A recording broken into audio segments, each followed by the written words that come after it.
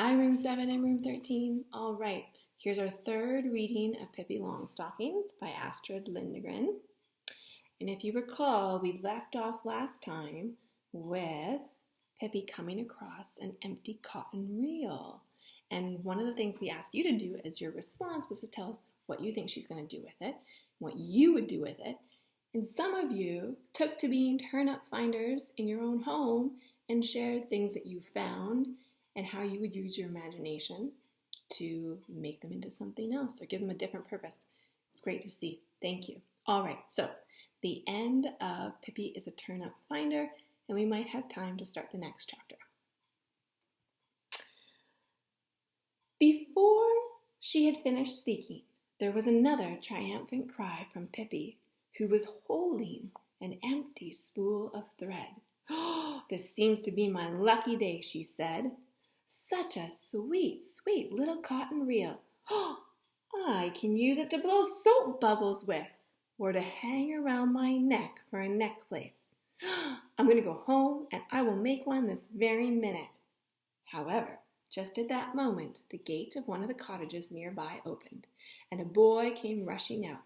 He looked scared, and that was no wonder, because head over heels after him came 5 other boys. They soon caught him and pushed him up against the fence, and all 5 began to hit him. He cried out and held his arms in front of his face to protect himself.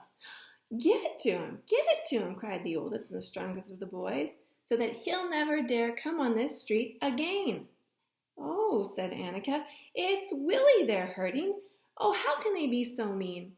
"It's that awful Bennett. He's always in a fight," said Tommy. "And 5 against 1, what cowards!" Pippi went up to the boys and tapped Bennett on the back with her forefinger. "Hello there," she said. "What's the idea? Are you trying to make hash out of little Willie with all 5 of you jumping on him at once?" Bennett turned around and saw a little girl he had never seen before, a wild-looking little stranger who had just dared to touch him. For a while he stood and gasped at her in astonishment, and then a broad grin began to spread over his face. "Boys," he said, "boys, let Willie alone. Take a look at this strange girl." He slapped his knees and laughed, and in an instant they had all flocked around Pippi now, all except Willie, who wiped away his tears and walked cautiously over to stand beside Tommy. "Have you ever seen hair like hers? Red as fire. And such shoes," Bennett continued. "Can't I borrow one? I'd like to go out rowing, and I haven't any boat." He took hold of one of Pippi's braids, but dropped it instantly and cried, "Ooh, ouch, I burned myself." Then all 5 boys joined hands around Pippi, jumping up and down and screaming, "Redhead, redhead." Pippi stood in the middle of the ring and smiled in the friendliest of ways. Bennett had hoped she would get mad and begin to cry. At least she ought to have looked up and looked scared. When nothing happened, he gave her a push.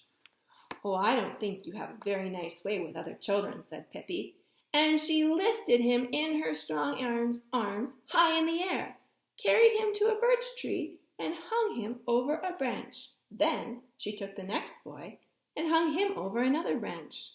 The next one she set on a gatepost outside a cottage, and the next she threw right over a fence so that he landed in a flower bed. The last of the fighters she put in a tiny toy cart that stood by the road.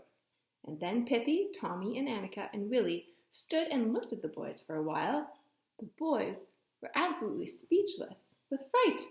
And Pippi said, "You are cowards. 5 of you attacking 1 boy, that's cowardly. Then you begin to push and toss me about? Oh, how mean." "Come on now, we'll go home," she said to Tommy and Annika, and to Willie, "If they try to hurt you again, you come and tell me." And Bennett, who sat up in a tree and didn't dare to stir, she said, "Is there anything else you have to say about my hair or my shoes? If so, you better say it now before I go home." But Bennett had nothing more to say about Pippi's shoes or about her hair either. So Pippi took her can in one hand and her cotton reel in the other, and went away, followed by Tommy and Annika. When they were back home in Pippi's garden, Pippi said, "Dear me, how awful. Here I found two beautiful things, and you didn't get anything. You must really hunt a little more." "Tommy, why don't you look in that hollow old tree? Old trees are usually about the best places for all turnip finders." Tommy said that he didn't believe he and Annika would ever find anything, but to please Pippi, he put his hand slowly down into the hollow tree trunk. "Goodness!" he cried, utterly amazed, and pulled out his hand. In it, he held a little notebook with a leather cover. In a special loop, there was a little silver pencil. "Well, that's strange," said Tommy. "Now, see that?" said Pippi. "There's nothing so nice as being a turnip finder. It's a wonder there aren't more people that take it up, really. There'll be tailors and shoemakers and chimney sweeps and such the like, but turnip finders? No, indeed. It isn't good enough for everyone." And then she said to Annika, "Why don't you feel in that old tree stump? One practically always finds things in old tree stumps." Annika stuck her hand down. "Oh, guys, there's a deer. Oh, oh, oh, oh, oh. Can you see him?"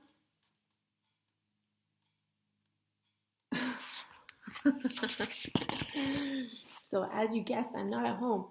I'm out in the country at my aunt and uncle's, looking after their house because they are away. I planted myself here just in case a deer came up. They like to feed on the bird seed that drops down. So I'm sorry, I got excited. I interrupted our reading. I'll go back. I hope you saw him. I can't tell what you saw, but I'm going to cross my fingers. And if I see another one come by, I'll turn it again. Okay, back to Pippi. Where was I? Oh, wait. Annika is looking in the tree stump. Pippi says, "One practically always finds things in old tree stumps." Annika stuck her hand down in the stump and almost immediately got hold of a red coral necklace. She and Tommy stood open-mouthed for a long time. They were so astonished. They thought that hereafter they would always be turnip finders, every single day. Pippi had been up half the night before playing ball, and now she suddenly felt sleepy. "I think I'll have to go and take a nap," she said. "Can't you come in with me and tuck me in?" When Pippi was sitting on the edge of the bed, taking off her shoes, she looked at them thoughtfully and said, "He was going out rowing," he said. "That old Bennett." She snorted disdainfully. "I'll teach him how to row, indeed. Another time, though." "Say, Pippi," Tommy said respectfully, "why do you wear such big shoes?" "So I can wiggle my toes, of course," she answered. Then she crept into bed. She always slept with her feet on the pillow and her head way down under the quilt. "That's the way they sleep in Guatemala," she announced. "And it's the only real way to sleep. See, like this. I can wiggle my toes when I'm sleeping too. Can you go to sleep without a lullaby?" she said to Tommy and Annika. "I always have to sing to myself for a while, otherwise I can't sleep a wink." Tommy and Annika heard a humming sound under the quilt.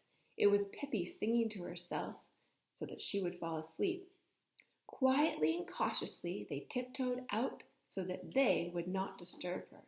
In the doorway they turned to take a last look towards the bed. They could see nothing of Pippi except her feet resting on the pillow. There she lay, wiggling her toes. Tommy and Annika ran home. Annika held her coral necklace tightly in her hand. "That certainly was strange," she said. "Tommy, you don't suppose, do you? Do you suppose that Pippi put those things in those places beforehand?"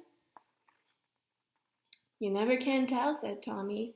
"You just never can tell about anything when it comes to Pippi."